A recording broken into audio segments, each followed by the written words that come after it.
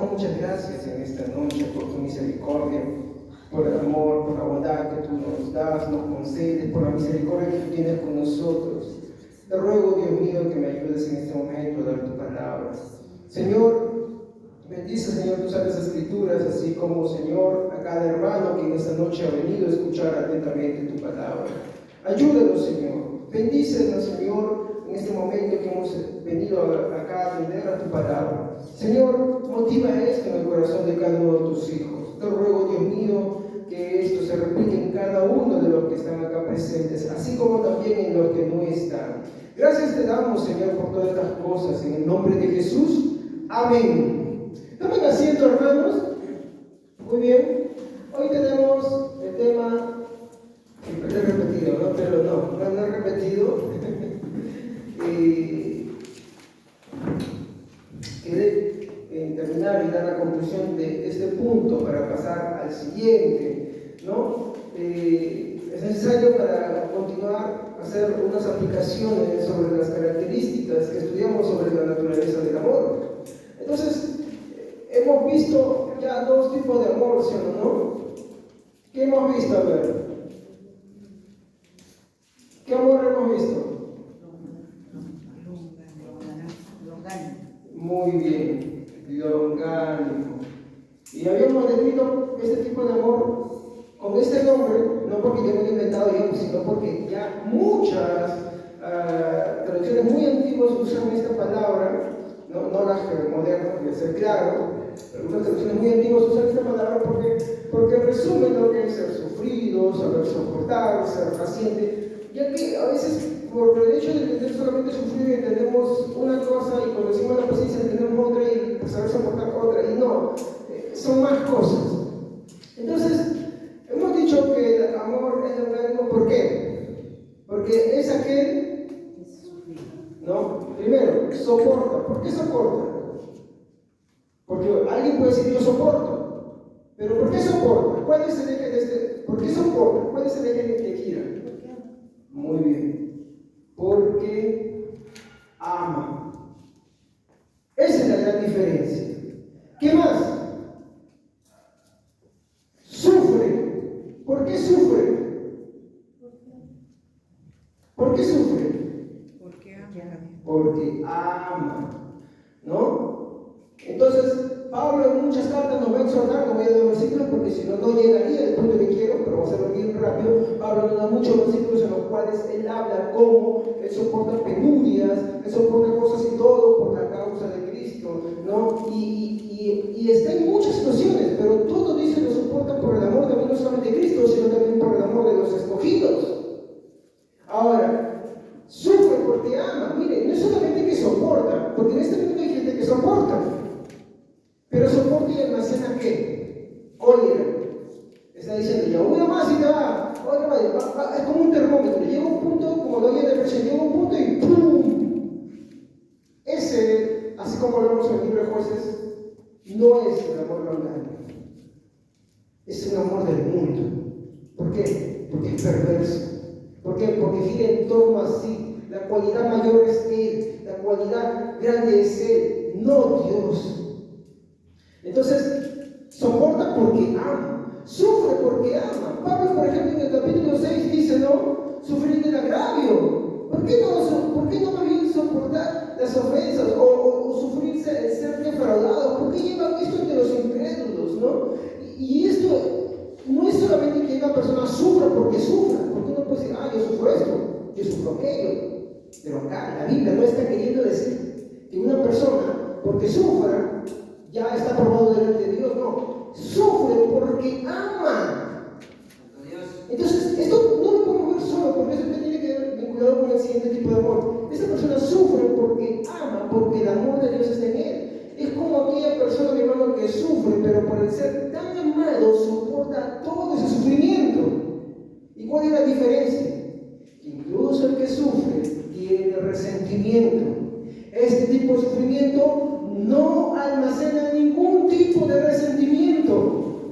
¿Se dan cuenta? Es una gran diferencia. No es la de este mundo. Que también hemos visto, ¿no? No se irrita. Esto lo vamos a ver más adelante porque dice el amor no es.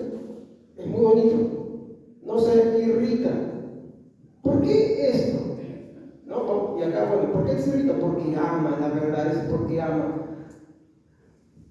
Uno soporta, pero llega el momento en que reacciona o empieza a tener indicios de fastidio y incomodidad. Eso no es el amor de Dios, eso es no saber soportar, no ser paciente. ¿Por qué? Porque fácilmente su temperamento va cambiando, su temperamento se va aislando, su temperamento va siendo violento, ya sea con las acciones, ya sea con las palabras, ya sea con los gestos, o en la otra área que no consideramos muchas veces en los pensamientos. Entonces no te ven, pero dentro de ti ya está ahí.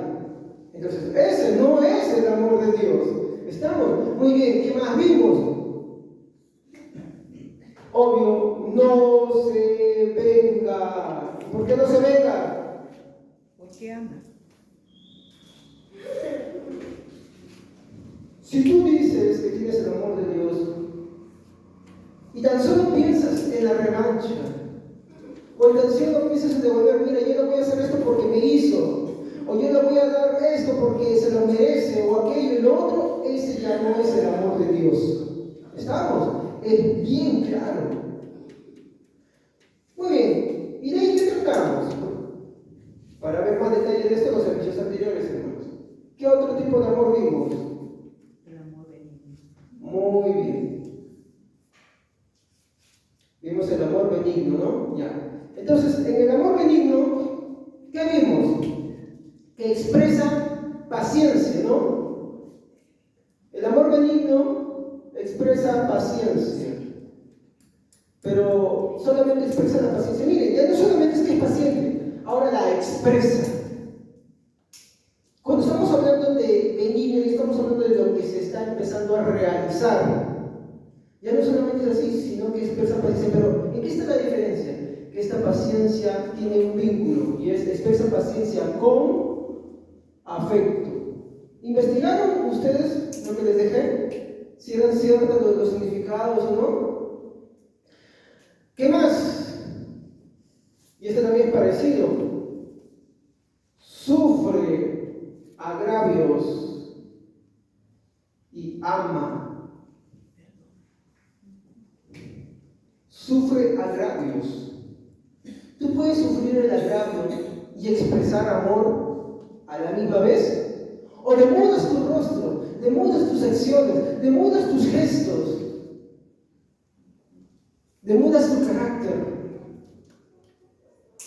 Ese es el punto. Porque muchos pueden agarrar y decir, no, sí, yo sufro los agravios, ¿no? Pero como dije, yo no soy interno, ahora caes. Pero a la vez que sufres, es como por ejemplo, alguien te hace algo, pero aún así le das, aunque la persona no lo merezca. ¿Me comprendes? Te agravió, muy bien. Pero aunque te haya agraviado, tú le das lo que no mereces. Y eso lo vemos en Jesucristo. Nosotros le hemos agraviado a Él, sin embargo, Él nos dio lo que no merecíamos. ¿Estamos? Eso es lo interesante, porque este tipo de amor empieza a expresar lo que supuestamente está dentro. Seguimos. A ver, ¿qué más? Perdona. Este tipo de amor perdona los pecados cometidos contra uno mismo. Una cosa es que podemos decir, por ejemplo, yo perdono los pecados de alguien, porque lo podemos decir protocolarmente. Pero ¿estará acá? Porque miren, estos van vinculados uno con el otro, intercalan. Si tú perdonas, obvio, no te vas a vengar. Pero acá no estoy aquí mal, es porque ama. Ya. Si tú de verdad perdonas, no vas a andar irritado porque tienes que decir te perdono, pero después anda. Ese no perdonado, aunque ha hecho una promulgación de perdón. No. El problema, mi hermano, de todo esto es que lo que busca el texto es aclarar quién es y quién no es cristiano. Y llevar al arrepentimiento y llevar al perdón. ¿Qué más? No, el que perdona sufre porque ama. El que perdona soporta porque ama. Es bien difícil eso. ¿Qué más?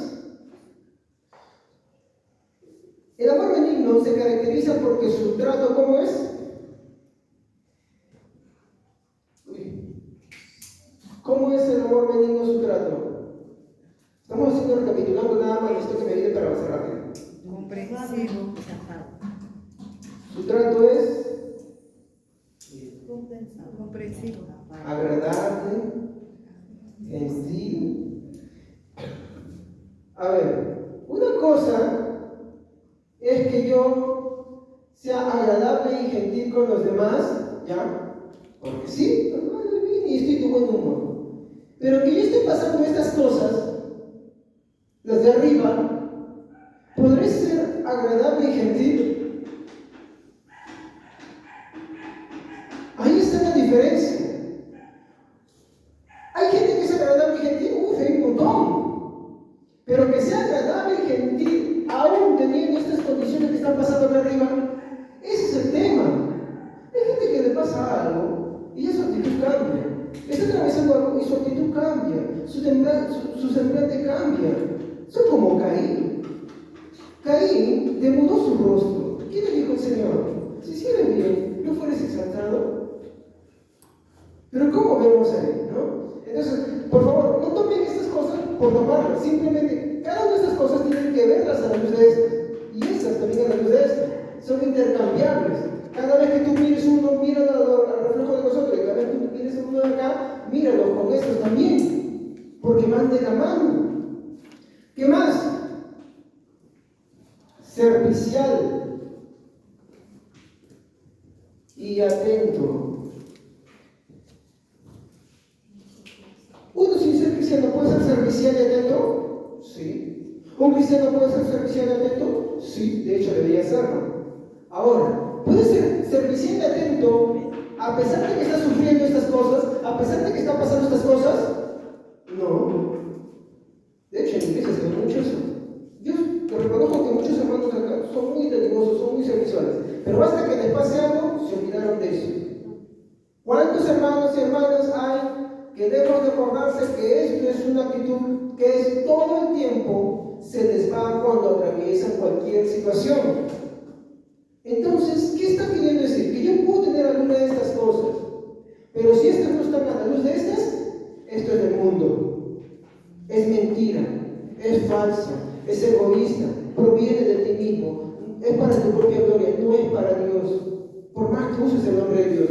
Y a la vez, estas también, yo puedo decir que tengo alguno de estos, pero si no se reflejan en la práctica con estos, también es lo mismo. ¿Me dejo entender hasta ahí? Cada uno se ve a la luz del otro. Muy bien, entonces, ambas características, como les dije, no van separadas, ¿ya? No van separadas. Van juntas, todo el tiempo van juntas. Si solo se tiene uno y no ambos, no proviene de Dios. Tristemente, es verdad, lo tengo que decir, es amor perverso de este mundo. Estas dos características del amor que provienen de Dios se han de manifestar en dos áreas de nuestra vida. Por ejemplo, vayamos un poquito a Colosenses, capítulo 3, versículos 9 a 10. Si no tiene, puede leerlo, por favor. Les pediría que, si usted ya encontró el versículo, lo pueda leer. Amén. Cerciorándose de que sea el versículo. Colosenses, capítulo 3, versículo 9 a 10. Amén. Dejen de mentirse unos a otros. Ahora que se han quitado el ropaje de la vieja naturaleza con sus vicios y se han puesto de la nueva naturaleza, que se va renovando en conocimiento a imagen de su Creador.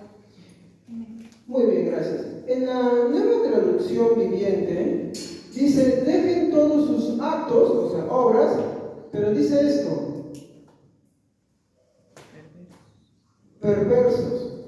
Y me llamó mucho la atención qué es lo que dice, qué significa esta palabra. Miren, es la obra que se hace con maldad. Por favor, ¿qué dice el versículo 1, por favor, versículo 9? Dejen de mentirse unos a otros ahora que se han quitado el ropaje de la vieja naturaleza con sus vicios. Muy bien, miren lo que es un vicio, hermanos. Oh, este vicioso. Qué vicioso. Cuando agarras algo y te es compulsivo, ¿sí o no? El drogadicto, vicioso. El que es ludópata, vicioso. El que le gusta comer mucho, viciosa. El que le gusta estar en mucho chisme, no puede parar, viciosa del chisme. Y así podemos ir explicando.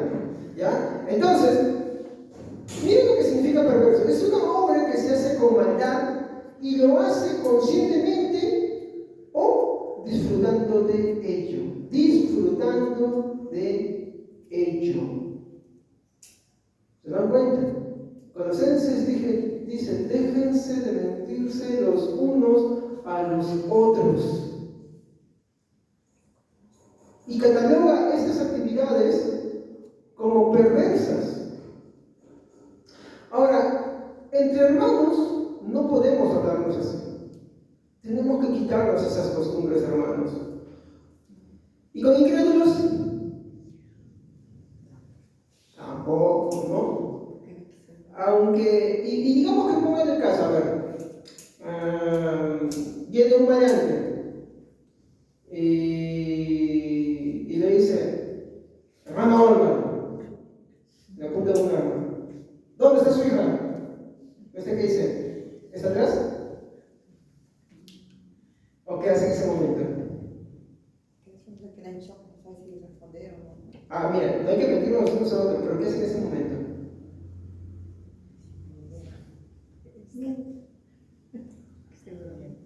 No le dice dónde está Meli. No le dice, no le va a decir. Ahora, quiero explicar acá algo claramente, ¿ya?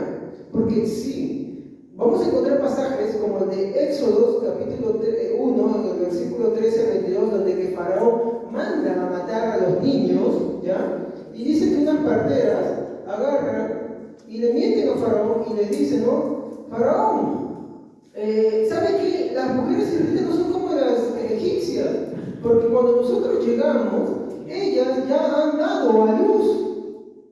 Entonces, el faraón se molestó y hizo un decreto para exterminarlos, pero acá hay un detalle. La Biblia narra que en esa situación dice que Dios bendijo a estas mujeres. Total, ¿cómo es? La Biblia dice que no mientan, y acá pasó, ¿qué sucedió? Eso es lo que yo quiero acá analizar. Vamos a hacerlo rápido, pero quiero que me entiendan exactamente para que no se diga algo que yo no he dicho. En este caso, no fue algo egoísta. ¿Por qué miente alguien muchas veces? Porque busca algo para hacer. Busca fama, presunción, arrogancia o cubrir una maldad. ¿Sí o no? ¿O me equivoco? Muy bien. Ahora, no estoy diciendo que hay mentirita blanca y mentirita negra. No, mentira es mentira.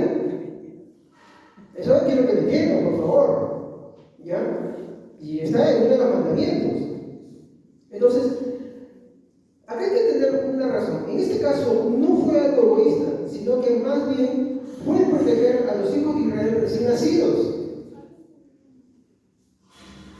En este caso, de repente se Arturo, el faraón como impío no merecía la verdad que como consecuencia iba a causar el daño de un hijo de Dios, de un escogido de Dios.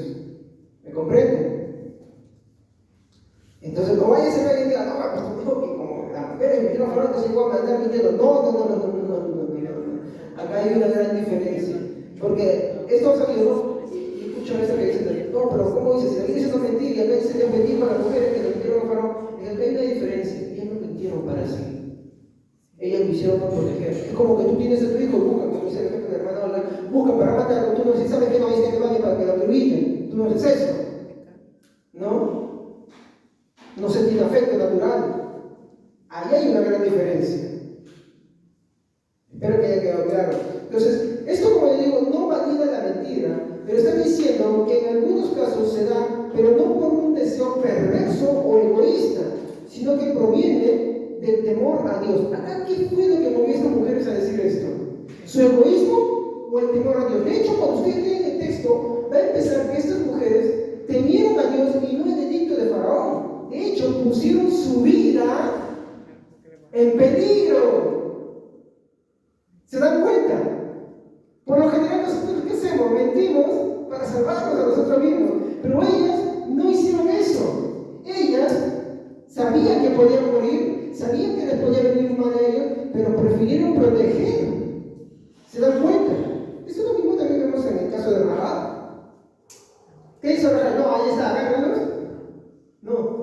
lo mandó por otro lugar. Y la Biblia dice que eso fue fe.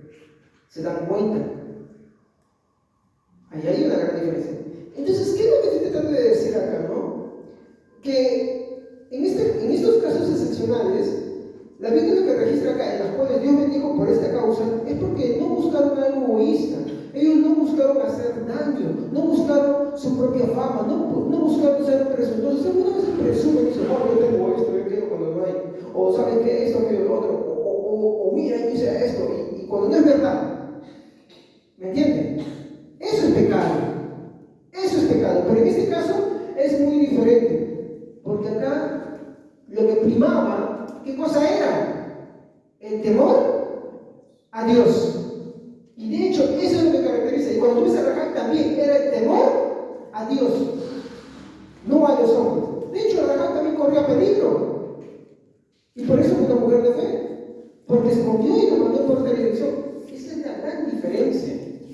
Entonces, no hay que confundir. Estamos. De hecho, la Biblia dice que entre nosotros no puede haber mentiras, no podemos hablar mentirosamente por ninguna de esas razones, porque eso no es parte del amor, ¿no? Sufrido ni benigno. ¿Ok? Benigno habla de bueno, de hacer el bien. En este caso, ¿cómo vemos? Le hicieron el bien a los que iban a nacer, porque preservaron la vida de los varones. En otro caso, los escondieron. Esa es una gran diferencia. ¿Ok? Entonces, no vayan a decir acá después, hermano Javier dijo que estaba tirando las mentiras. No. Estoy explicando estos casos excepcionales. La Biblia dice que no debemos mentir.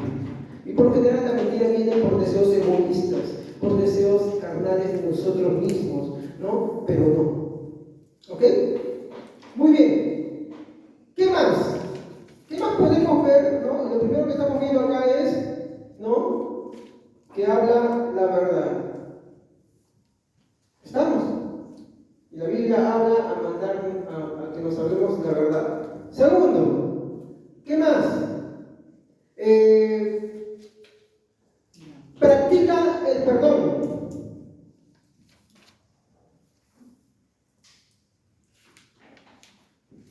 Quiero preguntarles algo. ¿El mundo se perdona?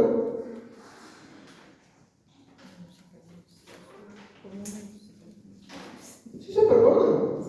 Sí se perdona. Pero acá hay algo importante. El amor verdadero, el amor sufrido y benigno, practica el perdón que proviene de Dios, el que es de verdad.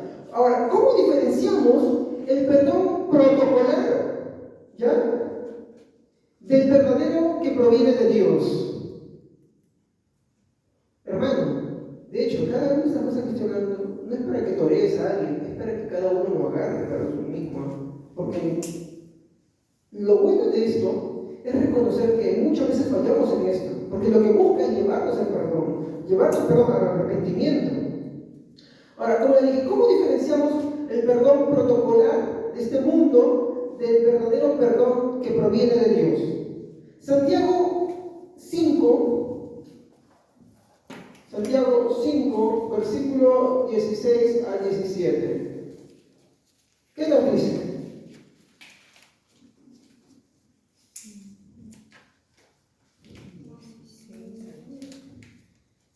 Confesad vuestras ofensas unos a otros y orad unos por otros para que seáis sanados.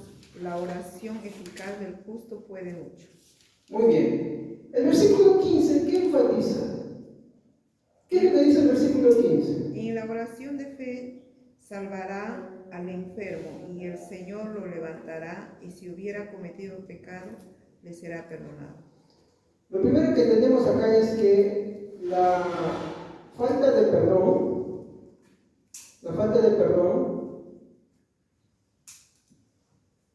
se vuelve una enfermedad.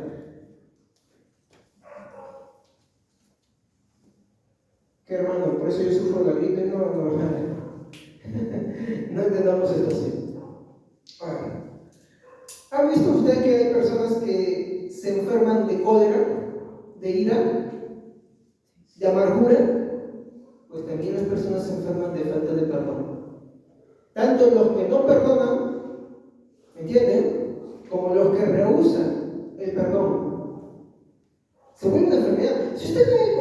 contexto va a hablar, por ejemplo, de Elías, ¿no? Va a hablar, por ejemplo, va a decir de las persecuciones.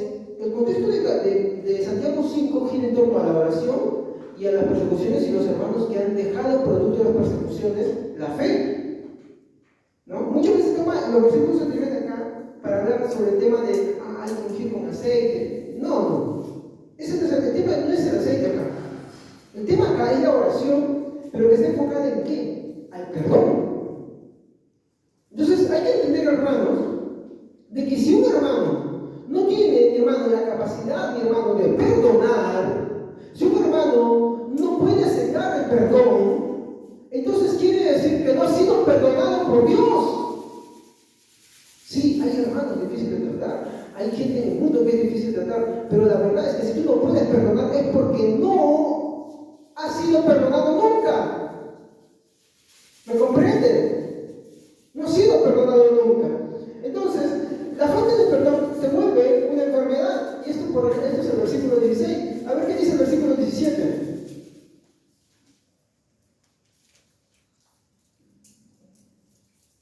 Hermano, por favor, den lectura porque si no nos gana el tiempo. Elías era un hombre con debilidades como las nuestras.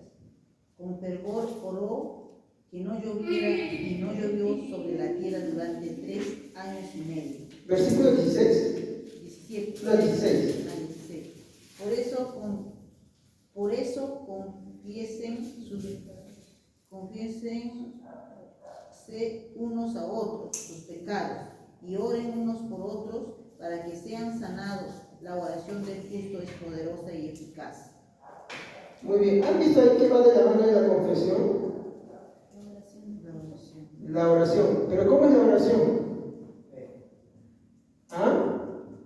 ¿Cómo es la oración? ¿Qué dice ahí en sus Biblias? La oración es poderosa. La oración eficaz del justo. La oración unos por otros. Dice, confesaos los unos a otros. y oren. ¿Cómo te das tú cuenta que un hermano que está viniendo a ti y te está diciendo, hermano, perdona por hacer la confesión porque yo te he ofendido esto, porque yo te falté en esto, porque yo te hice esto, porque yo te hice aquello, y que el otro hermano te lo está recibiendo y a su vez él también está reconociendo y de repente dice, sabes que yo también hice esto, yo participé en esto, yo hice esto, aquello, lo otro? Entonces, ¿cómo te das cuenta que lo que están haciendo no es protocolar y no son palabras que se las lleva el viento? Porque hay gente que quiere sanar conciencia, pero hay gente que de verdad no quiere, hermano, practicar el perdón. ¿Cómo te das cuenta que esa confesión es sincera? ¿Qué dice sus Biblias? Porque confiesan y oran. ¿Me entienden? Reconocer. No. Oran. Es que ya, a ver, el amor no es egoísta. No todo gira en torno a mí, hermanos. No todo. Por ejemplo, si yo me peleo con la hermana Vicky y yo le digo algo y ella me dice algo y nos ofendemos, o yo le hago algo o ella me hace algo y nos ofendemos igual, y uno de los dos acerca al otro y pide perdón, porque la Biblia dice que es confesados, no es que uno vaya al otro, es ambos, porque en un pecado hay dos participantes muchas veces, ¿ya? Pero la Biblia habla, no te está diciendo, este vaya, no, dice confesaos, vaya. Pero ¿cómo te das cuenta? Yo me peleo por ello. ¿Saben cómo te das cuenta que es sincero la oración? Eso ya no te dice sobre ella, te lo dice ahora sobre ti. Porque si tú en verdad has perdonado o has aceptado ese perdón, ¿no? O has pedido perdón, ¿sabes qué vas a hacer? Exacto. Vas a orar por esa persona todos los días. Si tú no oras por esa persona, eres mentiroso. Tu confesión es una confesión protocolar de este mundo. ¿Cuántas veces has pedido perdón y no oras por la persona a la que has pedido perdón? ¿O cuántas veces has perdonado pero no oras por la persona? Pero no, has venido y La Biblia no dice eso. Mira lo que dice el amor orgánico y benigno. ¿Se dan cuenta? Ahí no da ni lugar ni al ofendido ni al ofensor. A ninguno de los dos. Entonces, ¿qué haces con esa circunstancia? Oras por tu hermano, oras por tu hermana, y no me de acordar tú esta, pero todos los días. Y si puedes en ese momento también. ¿Haces eso? Tristemente te tengo que decir que si tú no haces eso, tu oración no es, o perdón, tu confesión es falsa, no es sincera, es mentirosa, es perversa. Discúlpame, pero eso es a lo que apunta. Hay quienes se jactan de ser muy perdonadores. Sí, yo perdono. Sí, yo lo perdoné. No, eres mentiroso, eres mentiroso. ¿Por qué? Porque si tú no oras por la persona, no has entendido nada. No has entendido nada. Santiago 5, 19 a 20. A ver, ¿quién más? ¿Quién más lee? A ver. Hermanos, si alguno de entre vosotros se ha extraviado de la verdad y alguno le hace volver, sepa que el que haga volver al pecador del error de su camino salvará de muerte un alma y cubrirá multitud de pecados. Muy bien. El perdón que proviene de Dios busca al ofensor. ¿Sabían ustedes? Muy bien, leen el versículo 19. ¿Qué dice en su Biblia?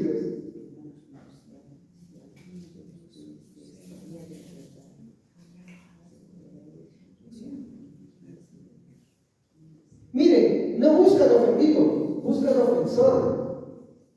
¿Se dan cuenta? Acá no te está poniendo lo más fácil, te está poniendo lo más difícil.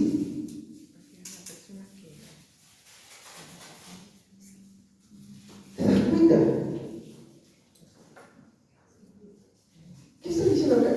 Porque hay casos en las iglesias de personas que cuando alguien le pide perdón están escuchando así. Claro, muy bien, sí. Y a veces la persona se va, porque si se siente decepcionada o se siente destruida, se va. La persona ni ora y en la peor caso ni lo busca. Acá Santiago dice, está hablando de la religión verdadera, que dice que practica la religión verdadera. Aquel que en verdad perdona, busca al ofensor. Vuelvan a leer el versículo 19.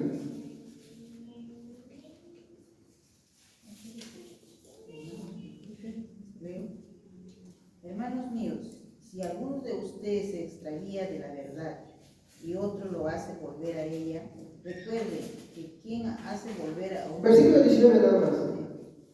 ¿Ya? Ahora, ¿cómo nos damos cuenta de que el perdón que estamos practicando proviene de Dios? Versículo 20, ¿qué dice ahora sí? Recuerden que quien hace volver a un pecador de su extravío, la salvará de la muerte y cubrirá muchísimos pecados. Su amor cubre la falta.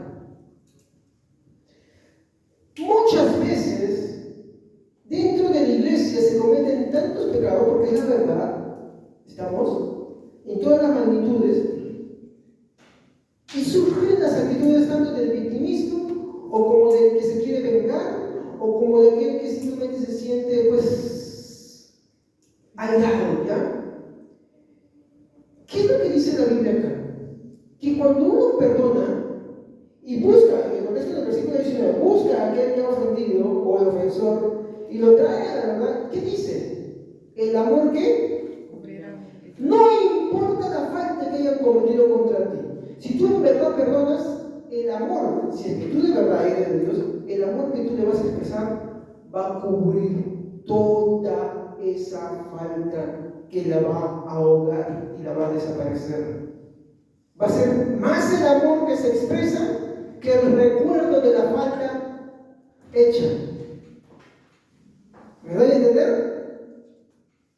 Miren, va a ser más el amor expresado que el recuerdo del pecado.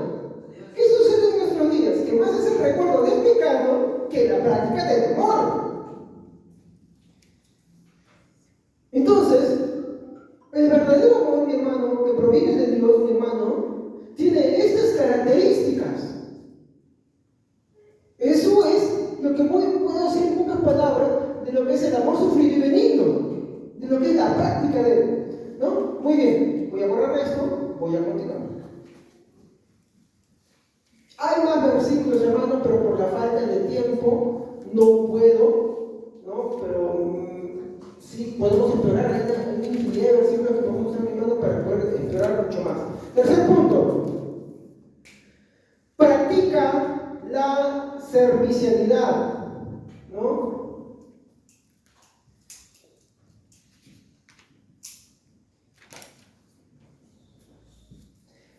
El amor benigno, el amor sufrido, practica la servicialidad y la gentileza. Porque quienes son serviciales, pero no son gentiles en su trato. Cuando, por ejemplo, vienen a limpiar la iglesia, ¿cómo son? Algunos reniegan, otros son despectivos en sus comentarios. Esta persona no limpia bien. O algunos hacen así. Dicen, yo limpio como, nadie limpia como yo. O este hace, o este no hace. Ojo, eso no descalifica porque todo cristiano verdadero es servicial. Pero a su servicialidad tiene que añadirle esto. ¿Me comprenden? Porque esa es una adoración a Dios también, hermanos. Ahora, esto no se queda ahí. Ahora, veamos esto. Un cristiano que maltrata a sus hermanos, que constantemente levanta pleitos entre sus hermanos, corre el peligro de una falta de conversión. ¿Me entienden? ¿Cómo tú puedes maltratar a tus hermanos? Hermano, ¿cómo tú maltratas a tus hermanos? ¿Ah? ¿Cómo lo ofendes? ¿Puedes ofenderlos? Con palabras, ¿no? Con hechos.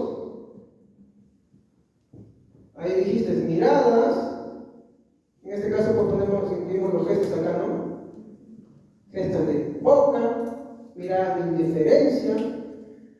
Hermano, ustedes pueden hacer esas cositas, ¿saben por qué? Porque la Biblia dice en Proverbios, ni siquiera pone ahí la fornicación y el borracho. ¿Sabes qué pone ahí? Dice, 6 cosas aborrece Jehová y aún una 7ª abomina su alma. La mirada altiva, los ojos orgullosos. ¿Se sigue leyendo lo que dice ahí, hermano? Es horrible.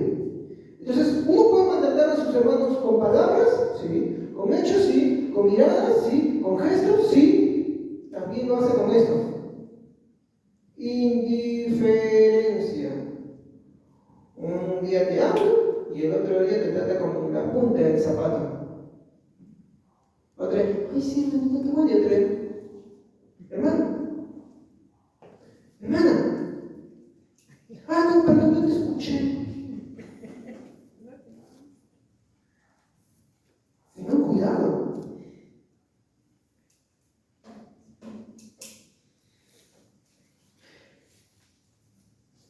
Posiblemente es un indicio de incredulidad dentro del corazón del cristiano.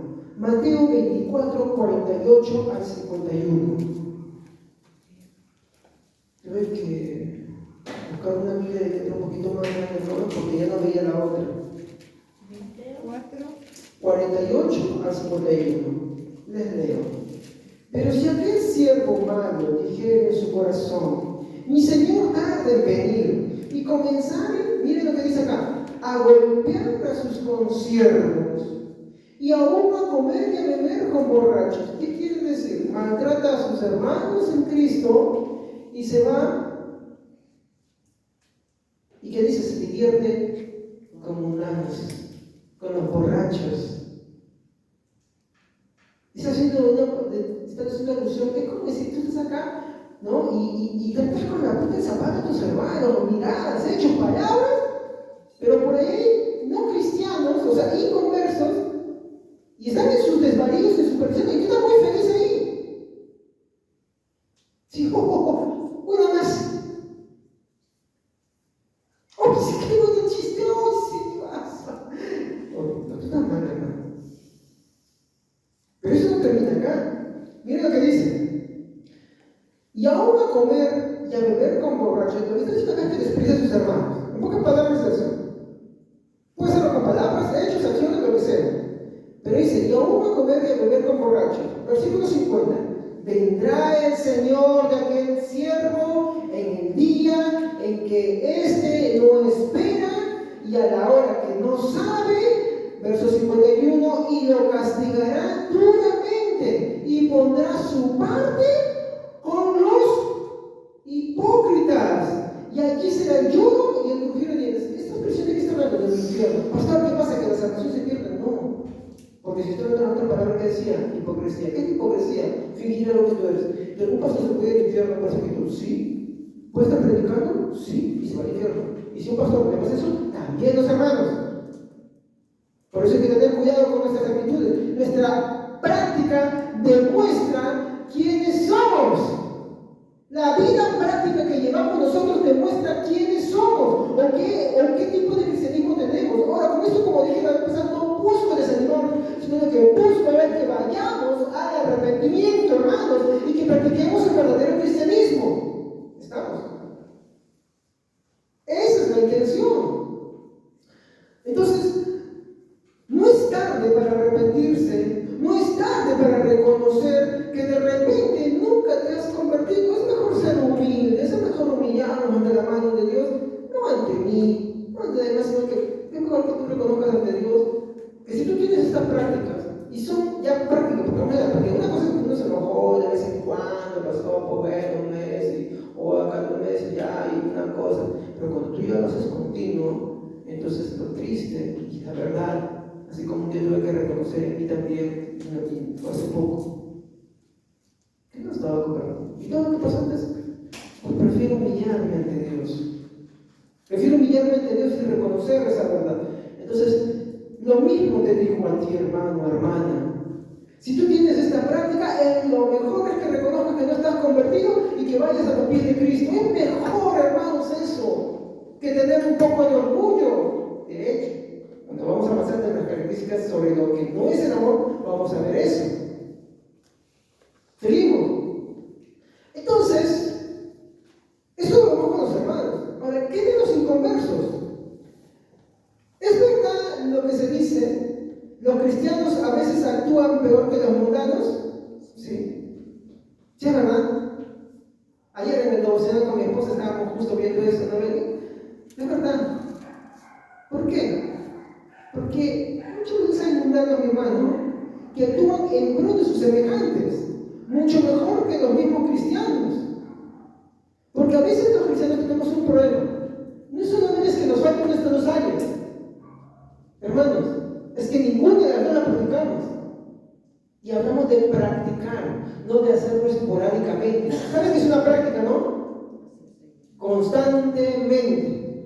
El punto es que para que sea verdadero, tienen que estar los dos juntos. Pero los mundanos muchas veces practican especialmente el último. Y lo practican, son buenos, son dadivosos, son amables. Tú dices, oye, pero ¿cómo es su trato y cómo te hablan? Un trato muy gentil. ¿Es verdad o no es verdad? Sí. Aclaro, no estoy diciendo que porque tengan esa práctica, de esa forma de ser ellos, por eso sean salvos. No. Porque ustedes acuérdense que las obras no salvan. La salvación es solamente por gracia. Pero lo que sí es verdad es que muchas veces los gentiles, los inconversos, los no cristianos, tienen una práctica benigna en pro de sus semejantes. ¿O me equivoco? Ahora, lo que intento decir es que por esta causa, demasiadas veces, hermano, el mundo reprende a la iglesia. ¿Cuántas veces palabras te dicen, yo no voy a la iglesia para estar así como ellos? ¿Para qué voy a ir? ¿Para ser como tú? ¿Eso es lo que dicen o no dicen muchas veces los no cristianos? A mí me lo han dicho muchas veces en mi cara. Hazte un examen de conciencia primero. No pareces cristiano. Eres cristiano tampoco, pero me lo he dicho. Ahora, también se nos han alimentado muchas veces con las palabras que lo que ellos digan no importa. Esto hay que aclararlo. Esto hay que aclararlo. Y esto hay que entender porque muchas veces, mi hermano, como les digo, esto quiere ser claro, el mundo, sí, ese mundo caído, ese mundo pecaminoso, mi hermano, reprende a la iglesia. Pregunto, ¿debería reprenderlo? No, pero lo hace. Lo hace. Ahora, les voy a demostrar que lo que estoy diciendo no está fuera de la Biblia. Vamos por esto, miren. Nuestro trato con los no cristianos, ¿cómo debe ser? Estoy hablando de los no cristianos, Ya hablé de los cristianos.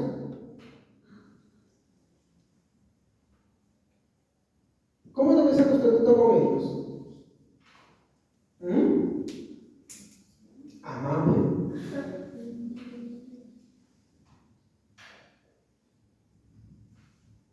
Lo mismo que aplicas a tus hermanos de la fe sobre esto, también se aplica a ellos. Lo mismo. Las mismas cosas. Sí, es difícil, es chinchosa, es agresivo, es abusivo, es lo mismo. Mucho se quejan a veces de nuestros hermanos venezolanos y los que no lo son, de que son así. Yo me he dado cuenta de algo. Tú trátalos con educación, trátalos con respeto. También te tratan de la misma manera. Muchas veces somos cristianos y no nos expresamos bien. Y Dios a mí me ha avergonzado por eso, ya. Me ha avergonzado por eso. Y cuando he visto esto, dije, no, Señor, perdóname. Perdóname, Señor. Perdóname. Entonces, ¿cómo debe ser nuestro trato con los no convertidos, con los no cristianos? Amables y gentiles. ¿Cómo también debemos ser? Misericordiosos.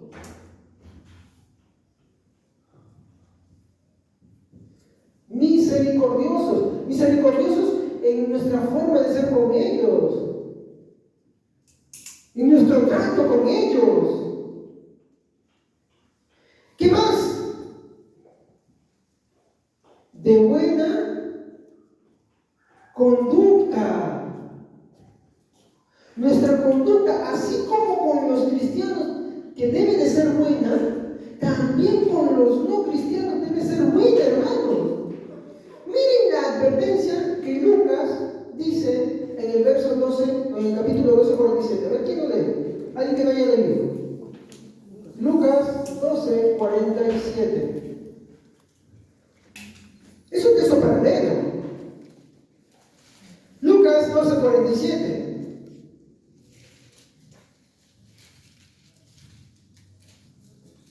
A ver, rapidez bíblica, hermanos.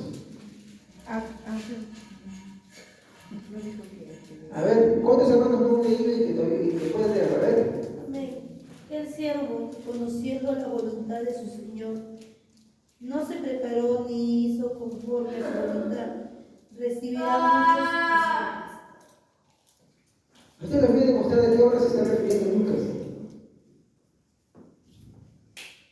Pero ¿qué es lo que nos está expresando? Aquel siervo que no hizo conforme a su Señor, ni conforme a su voluntad. ¿Cuál es la voluntad? Hay que preguntarnos. Cuando Él venga, ¿qué recibirá? Y obvio, también habla de los que no son creyentes más abajo y se recibirá menos. Pero ¿quiénes conocen su voluntad? Y no la practican muchas veces. Los cristianos. ¿Por qué conocemos su voluntad? Porque día tras día abrimos la palabra de Dios, o lo que les predicamos les exponemos hablando acerca de la voluntad de Dios, ¿no? ¿Para qué? Para que practiquemos esa buena voluntad que Dios tiene. Ahora, ¿cuál es el fin de esto? Porque hay una razón acá. Vamos a seguir, ¿ya? Bueno, de hecho, el texto paralelo de esto, ¿no? Más 24, ¿no? El versículo 50-51. ¿Ya? Todo esto tiene una razón. Y cuando nosotros, hermano, no hacemos todo esto, mi hermano, atenta contra algo, como me dije hace un momento, ¿no? Cuando nosotros no tenemos esta práctica, ni con los hermanos, y mucho más con los gentiles, con los inconversos, con los no convertidos, con los reprobos, como quiera llamarlo usted, hermano, ¿qué es lo que dicen? Como les dije, ¿no? Ellos reprenden a la iglesia. ¿De qué manera? ¿Para qué voy a la iglesia para hacer eso? No parece que tú no eres cristiano. Entonces nos dicen esas cosas. Y voy a demostrarle con la Biblia que eso está acá. En un momentito. Muchas veces, hermanos, hay una idea de que la opinión del mundo no importa. ¿Importa o no importa la opinión del mundo? Sí importa y no importa. Pero, ¿en qué sí importa? Porque recordemos algo.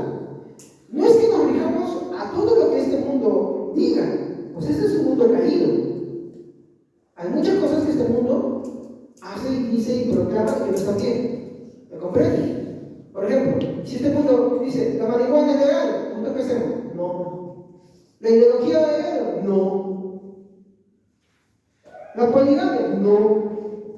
¿Sí o no? ¿El concubinato? No. ¿Estamos?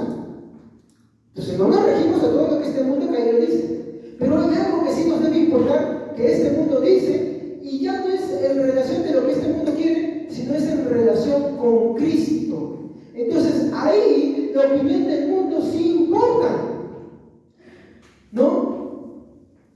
Hay un área que sí nos debe importar sobre su opinión de nosotros, y es sobre esto, del amor sufrido y benigno.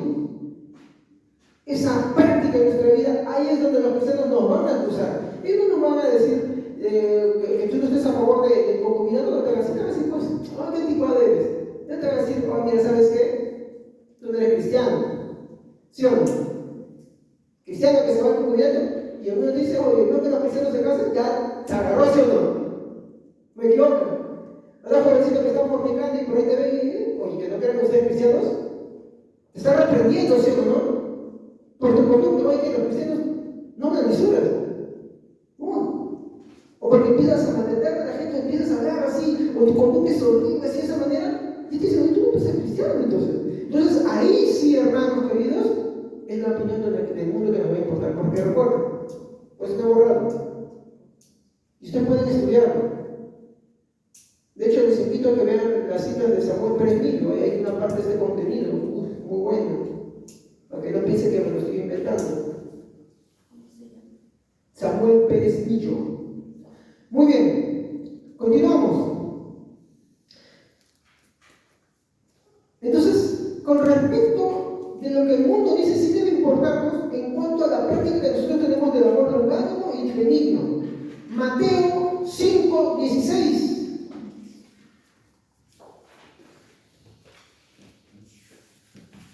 ¿Qué dice Mateo 5:16?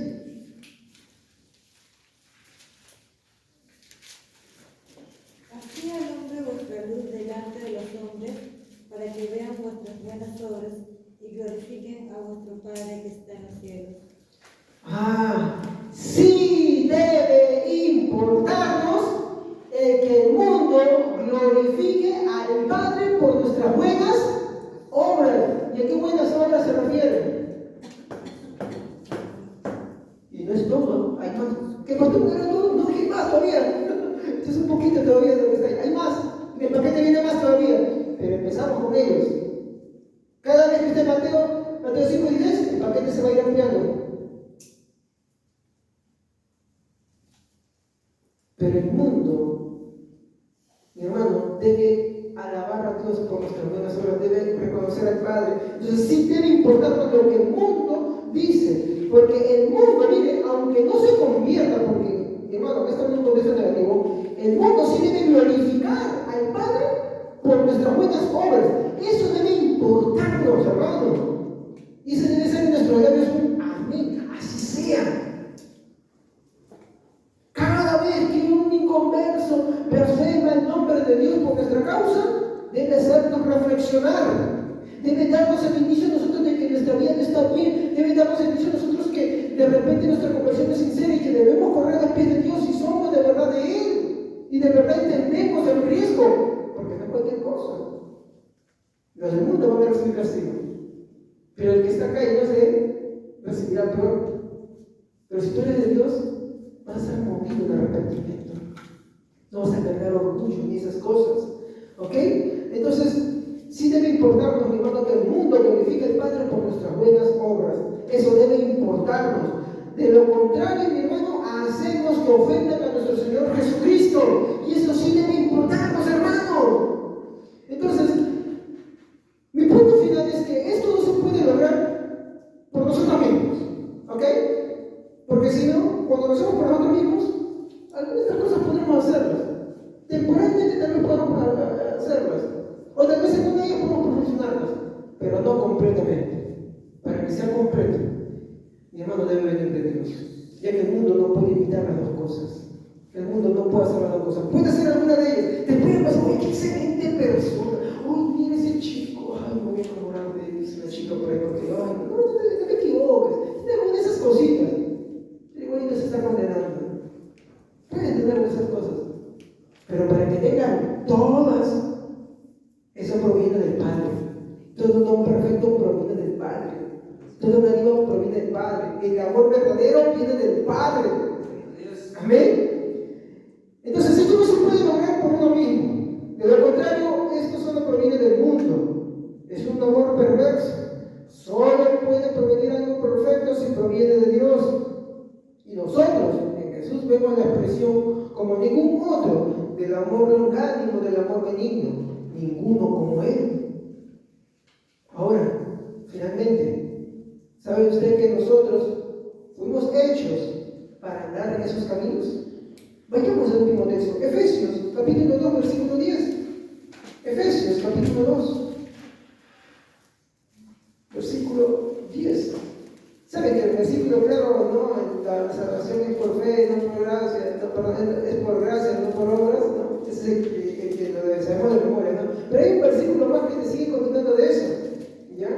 Después de decir en el versículo 8, porque por gracia sois salvos por medio de la fe, y esto no de vosotros, pues el don de Dios, no por obras para que nadie se glorifique. El versículo 10 dice esto, mire, noten, márquenlo, subrayenlo, escríbanlo una y otra vez, para que vean, mi hermano, ¿qué es lo que dice? Porque somos hechura suya, creados en Cristo Jesús. Miren, ¿para qué? ¿En qué hemos sido creados? ¿En quién? En Jesús. ¿Para qué?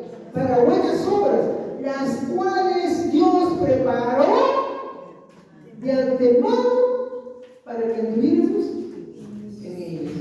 Y en este estudio de Corintios 13, cuando Pablo empezó a hablar de todas las cosas, la forma que está viendo en Corintios, estamos empezando con estas dos categorías, o estas dos características de la naturaleza del amor. Podemos empezar con las dos primeras, que son las cosas que Dios preparó para que andemos en ellas.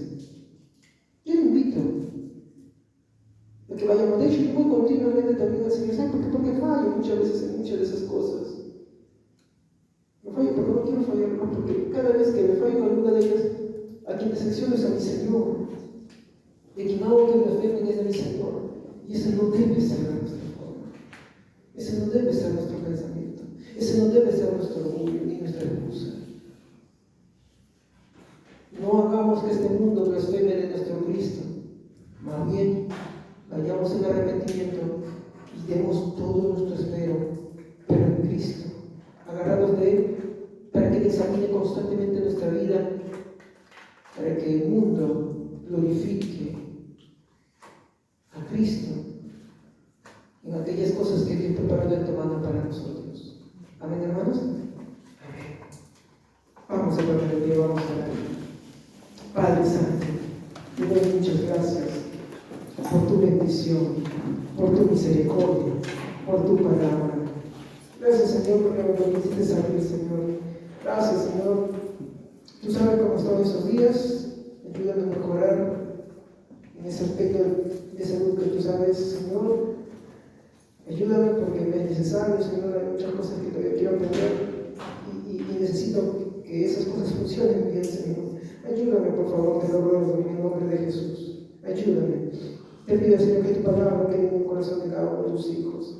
Que ninguno se haya sentido ofendido, que ninguna hermana se haya sentido ofendida, sino que cada uno de nosotros procedamos al arrepentimiento. Que cada uno, Señor, de nosotros hagamos que este mundo glorifique a través de nuestra vivencia, Señor, que glorifiquen al Padre. Ayúdanos, Señor. Y si en algún momento, Señor, el mundo siente en verdad que ha dicho algo cierto, que por causa de nuestra te hemos hecho que blasfemen de tu nombre, hemos hecho que te deshonren, Señor, perdónanos. Perdónanos, Señor. Y ayúdanos a cambiar. Ayúdanos, Señor.